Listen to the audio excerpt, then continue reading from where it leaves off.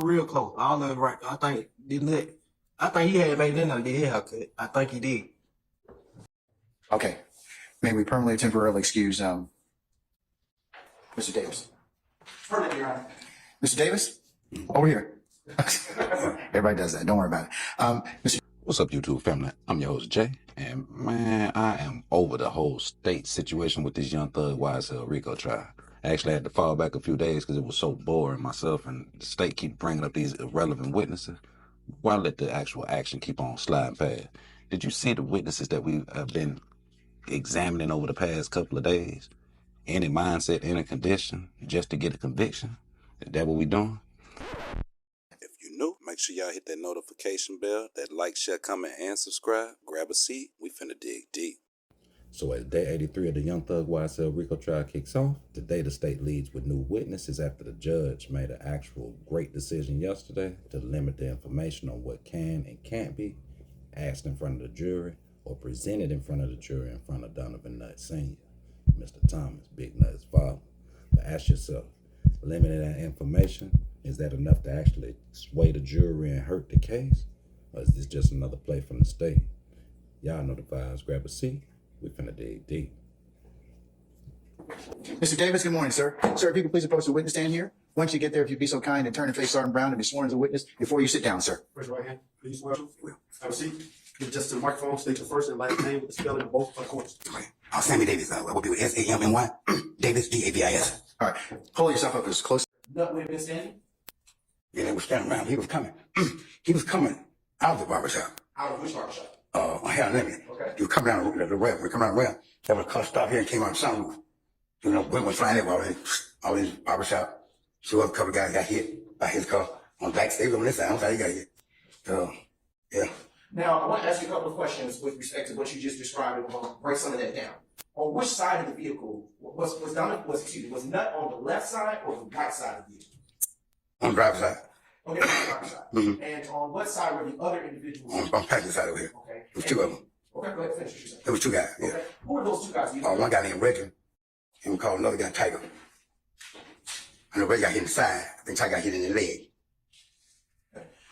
Was the car that, can you recall the color of the car? I can't recollect, man. Can't recollect the color, none of that, man. All right, so we had to stop it right there because I wanted to make sure we explained it.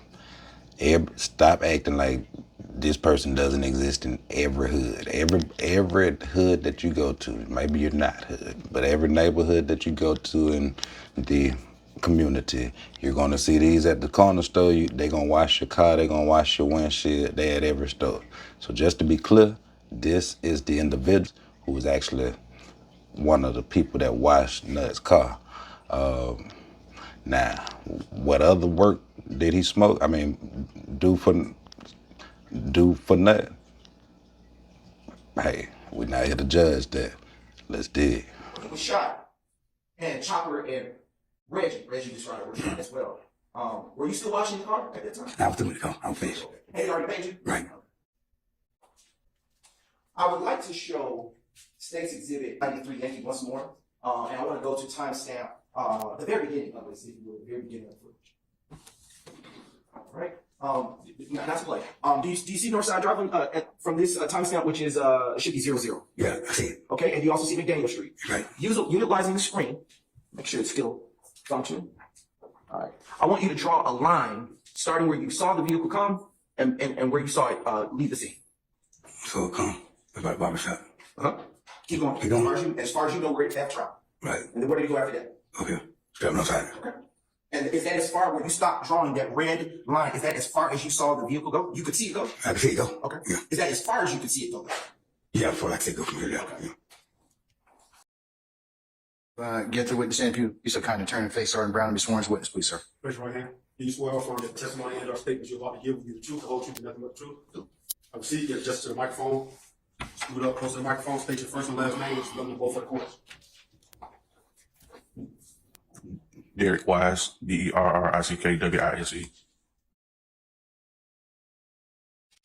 Good afternoon. Where are you from? Atlanta, What part of it? West Side, And where's your high school? I ain't but one high school. That's Booker T. Washington. Can you tell me if you recognize that location? That McDaniel Street. Is that the Texaco you were just discussing? Yes, sir. Now, what barbershops are nearby that Texaco? Mr. George and Noah Barbershop. And which barbershop did you go to if either of those? Mr. George, How long did you go to Mr. George's barbershop? since I was a little boy. Now, who would cut your hair at Mr. George's barbershop? Mr. George, Why did you go to Mr. George? he always all cutting my hair since I was a little boy. Did you get familiar, get to know people that also went to Mr. George's barbershop? Yes, sir. Would you ever spend any time other than Texaco in between the Texaco and the barbershops in the parking lot or sidewalk? Yes, sir.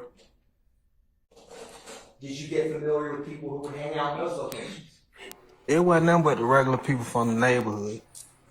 If someone who wasn't a regular person from the neighborhood was over that way, would they stick out or not stick out? They won't stick out like that, cause really everybody from the neighborhood gonna be right there. So if you had someone who was from outside the neighborhood, would you recognize that?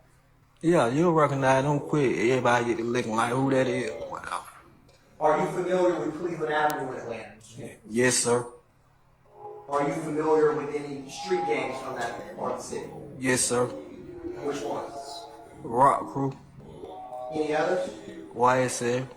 Did you know any Rock Crew or YSL members in your time in the streets? Yes. Who? Little boy, Buck Buck? yeah. How did you end up knowing him? He from University. A lot of, when they tore down on University, we went there and walked. Did you know anyone else other than Buck Buck? Wilbur Lee, that's his brother. Okay. Now, would people from Cleveland Avenue or anyone in Rock Crew or YSL ever hang out in Texaco? No, sir. Would they ever hang out at the barbershop, Mr. George's, or Hair Unlimited, 330 McDaniel Street? No, sir. On January 10, 2015, would people from YSL Rock Crew ever hang out at either of those three locations? No, sir.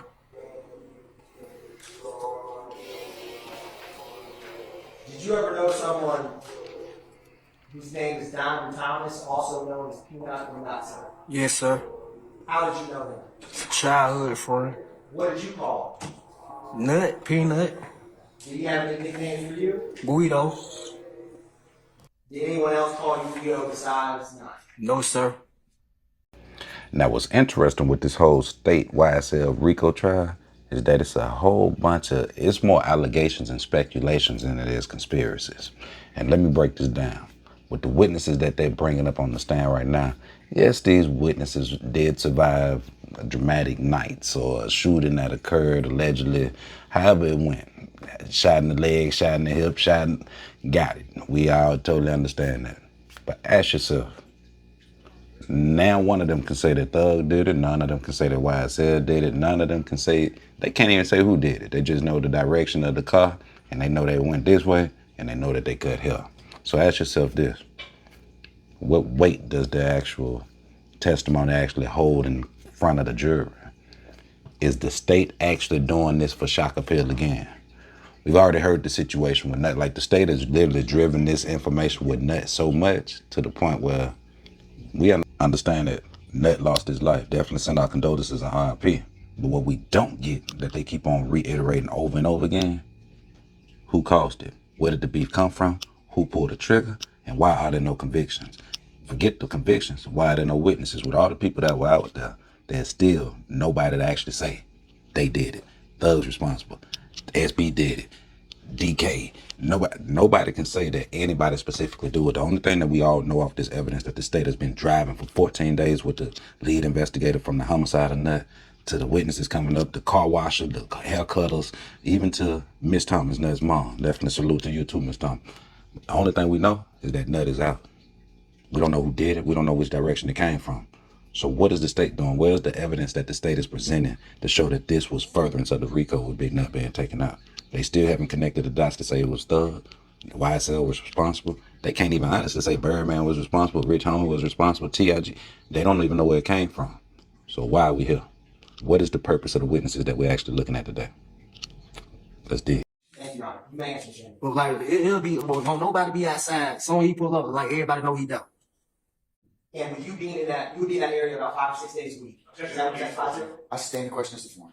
Mr. Hendricks, were you out in that area often when Mr. Thomas came? Yes. How would people, would there be other, would you be the only person outside, or would other people? Other people be out there too. How did they react when Donovan Thomas arrived to the location? We gonna smoke. You know, they're gonna be outside smoking. We gonna get some blunts. Go to the barbershop, get our haircut and stuff. Would people other than yourself recognize his car when you drove up to the location you went to frequently? I sustain it. Like when Hold on. You can't answer the question when I sustain it, okay? All right.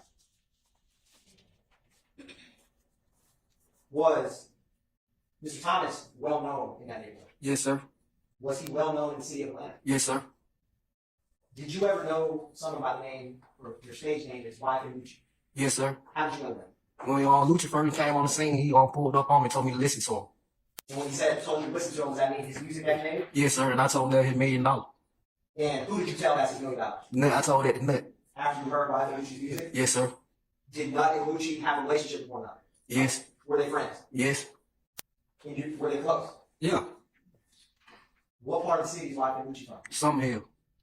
Do people in Summerhill and people in Castleberry know each other?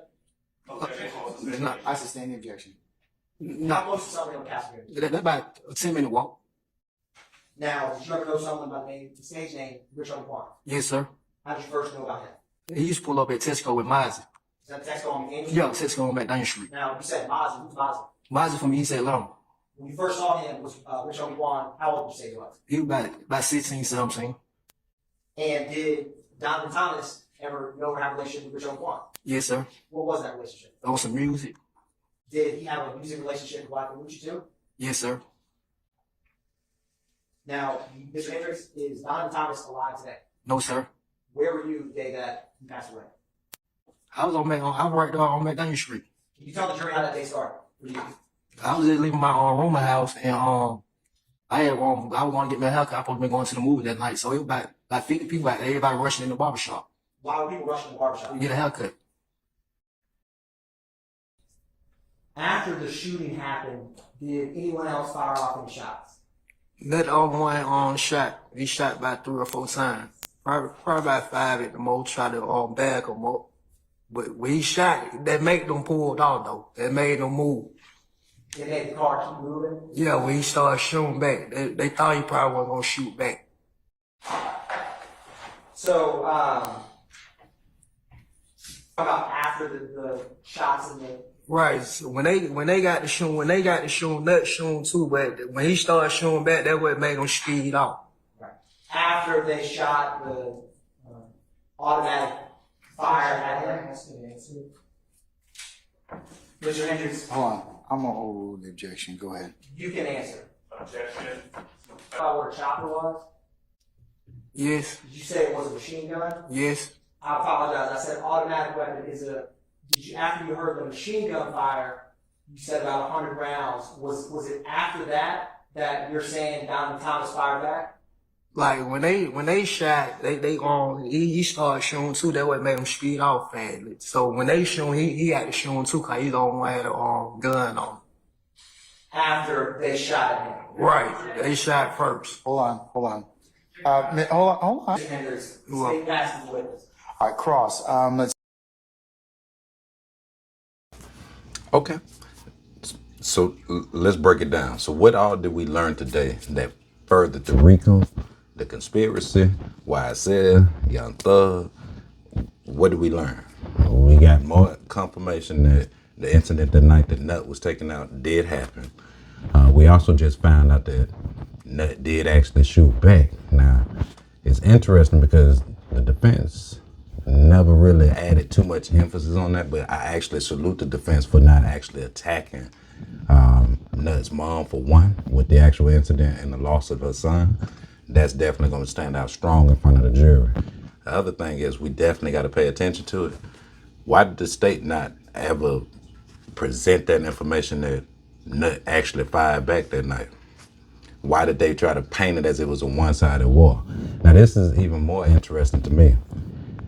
They still have not proven any connection between Big Nut and Young Thug outside of what they've showed through the defense with YSL Still and YSL Adams, showing that Yeah, they did have some type of relationship. Now, the people that they did bring up today, one of the witnesses, I did hear them say that YSL members weren't also known to be over in the area where nuts people were and XYZ. Yeah, so what?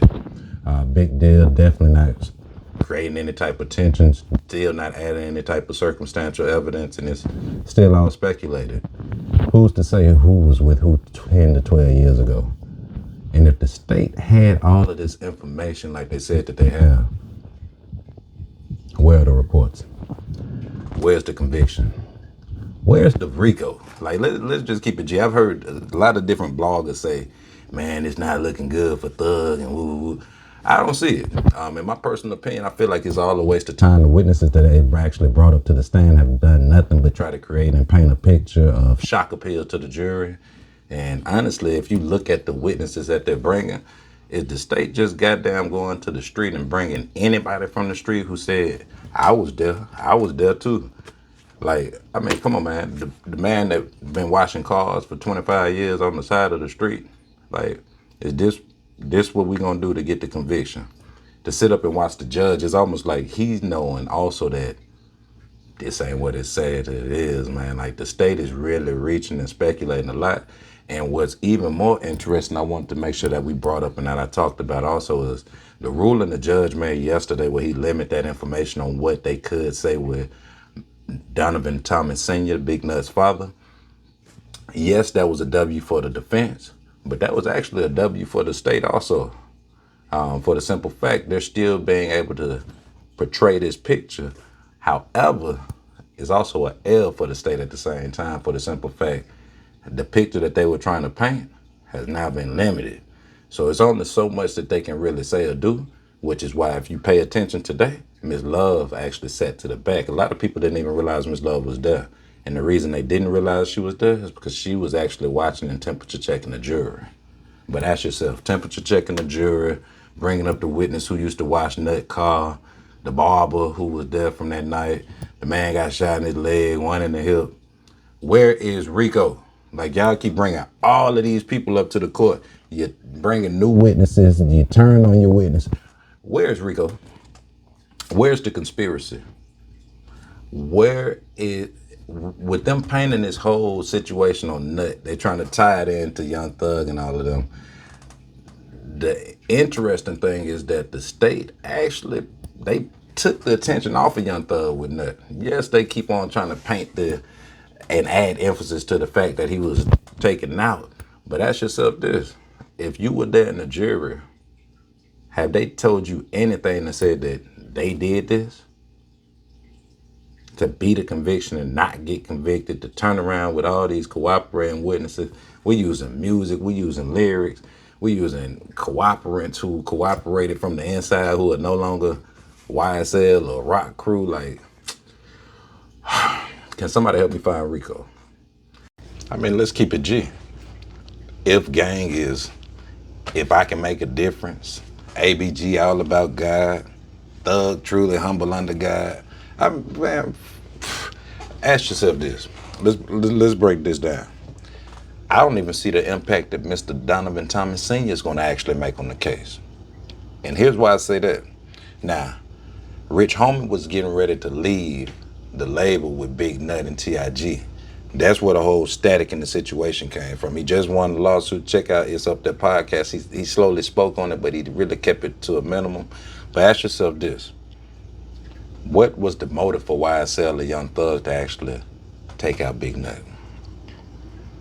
Is it even actually, let's process it. If Nut was in control of the bag that was attached to Rich Homie Quan and Birdman was holding the bag that was attached to Young Thug. Now keep in mind, Rich Homie Quan he has no paperwork with TIG or Rich Gang, which is why he's in the situation that he just got himself out of, why his music wasn't being released, XYZ.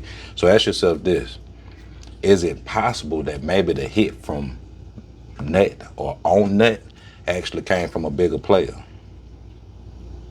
Let that sink in. And we're not here to even try to point fingers and speculate and say this person's responsible or who did what. That's not our job. What we are here to say is, I don't see the fact that the state is saying that YSL is responsible. It's interesting. There's not a witness I've heard that said YSL was responsible outside of a state's witness that works for the state. Not the ones that's cooperating, telling, and taking plea. Not them. I'm referring to actual state employee. They the only ones. But even with what they're saying, it's alleged, it's speculated, it's all connecting the dots. Is Rico even in the motherfucking courtroom? Has Rico even been to court yet? So when Donovan Thomas Jr. comes in, I really feel like it's just gonna be overall W's for the defense, especially with the judge making that biased ruling yesterday. See, a lot of people were up in roars and like, yes, the defense got to win and woo woo. Okay, we'll give it to them. We'll say that they got to win. But here's what I say. Let's look at it from a different perspective, from an open angle, right? The judge only, in my mind, the judge only made that ruling for one because the state kept pushing it. Of course, Miss Love's gonna do what she does in order for her to get her way, right? But he kept pushing it for the simple fact that he knows that if Mr. Thomas could come in here and they could slide that actual whatever it is that he would be able to say about the whole situation between his son and whoever, the alleged, we'll say it like that. The interesting thing is the judge made that ruling yesterday, and I feel like it actually was a play to save the state, not really to help the defense, for the simple fact that evidence would be more damning or hurtful to the state with Donovan Thomas' father coming in to testify on his behalf, because it's all speculated, it's all alleged. In court, that ain't gonna fly, bro. And then you actually sitting up and you got a jury that's listening to this. So it's so much evidence, so many people, so many stories, so many storylines. He say, she say, we think this, we speculated this, we guessed this upon us investigating. Stop. You can't tell me the whole entire Atlanta Police Department was focused on just this one thing, that all of this time happened, all of the crimes allegedly happened, and nothing ever happened to anybody that was doing it. Man, stop the fucking cap, bro. Like, let's go. So that's my whole thing. So I really feel, in my personal opinion, that Donovan Thomas Sr. and the judge's ruling, that was just another play to help save the state, throw a life jacket to the state. Because if they can figure out how to articulate or create that verbiage to get Mr. Thomas to actually say the wrong thing at the right time, definite L for the defense. However, the defense ain't going out easy. Man, you definitely got to salute to the whole YSL camp, man. YSL Shard, YSL Adams, YSL Steele. These guys are literally over here fighting. It's almost like they're on trial fighting for their lives, going against the state and the judge. It's getting interesting. But it's just my personal opinion, man. It's your boy Jay. Man, this is just my personal breakdown, our recap of what we going through with day 83 of the Young Thug YSL Rico trial. Man, y'all jump in the comments and let me know y'all's opinion. Do y'all feel like the state made it any better with the witnesses that they introduced, from the lead investigator who investigated the passing of the nut to his mom, to the car wash dude, the haircut barber? Like, have any of these witnesses made you guys feel, if you were in the jury, that this would turn that whole case around and you see a conviction? If you do, jump in the comments and let me know. If you don't, jump in the comments and let me know.